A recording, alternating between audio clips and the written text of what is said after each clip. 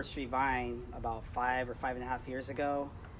My band White Murder, we played I guess their 5th anniversary show, and that's how I got to know Jim and the bar. When we first played there, I was like, wine bar? What goes on at a wine bar? There's music at a wine bar? And I was totally blown away when I first came here. I was probably like just turned 21, and me and Zach were trying to find places to play shows, and we just walked in here, and it was Jim working, and Zach was just like, hey man, do you have shows here? And he was like, yeah. And we were like, can we play a show here? And he's like, yeah. And he's like, we're really loud. And he's like, that's fine. And then Zach was like, but we're like really loud. And he's like, yeah, no, I like it. That's good. He's like, all right, let's get a date going.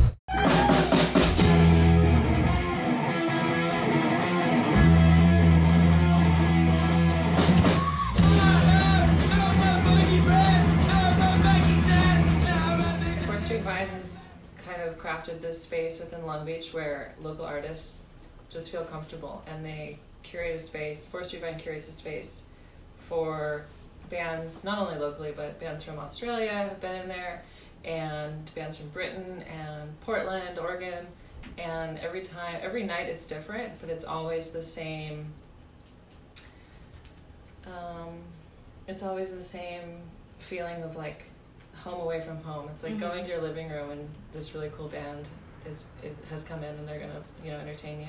And everyone's pretty like accepting to whatever sounds are coming out. Like they're not like they don't go there specifically to hear one type of music or anything. So it's always an adventure. It's fun. You never know what you're gonna get, but it's always good. It's been so consistent. Almost any day of the week you can go there and experience an awesome free show. Jim's enthusiasm is contagious, and he's been such a supporter of music, live music, DJs. A few years ago, we had a show that was booked somewhere else that got canceled, and we had to move venues, and Jim opened up the bar for us to play here and do the show, and it was an incredible experience, actually. Had all of our friends here. It was for the record release of the Jason Mask EP. My mission is every 3rd Tuesday of the month. So yeah, there's usually like new acts. Most of the time, electronic. New faces that we want to introduce to people. Just like home movies from random places and bring them here to meet everyone else. It feels like a real hub here. It's like kind of the smaller venue out of the bars that you can kind of get your first shot in. Like Jim, he'll listen to any music that's sent to him. He'll always like really, and he does a really good job at like picking through all of it.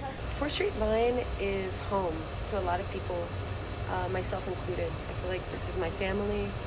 I love them so much.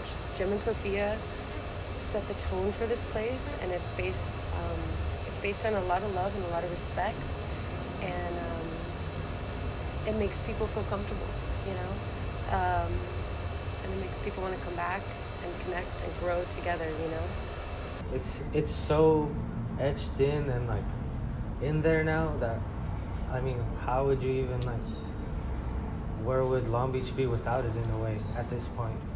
I did my first release here in like 2013. Yeah, way back. I also remember too, like, sometimes I'll see bands, like I remember seeing Dennis Robichaux play, it was probably like 5 or 6 years ago. He was playing like full band, and I remember feeling like wow, like I'm watching this band play to a crowd of like 10 people, and it's like one of the most amazing sets I've ever heard. Hey baby, won't you get here soon? We gotta get going to the moon. Let's get high. Let's get higher than the street lights. When you're asking like best moments at that place, it's hard to think of because it's been a great place for so long. It's weird actually to realize that it's been around for 10 years. I could even remember, like I remember when I came in. That's crazy, but yeah, I love that place. I love Jim and Sophia. I am on my way. It's the little wine bar that could. Cheers, Cheers, Cheers.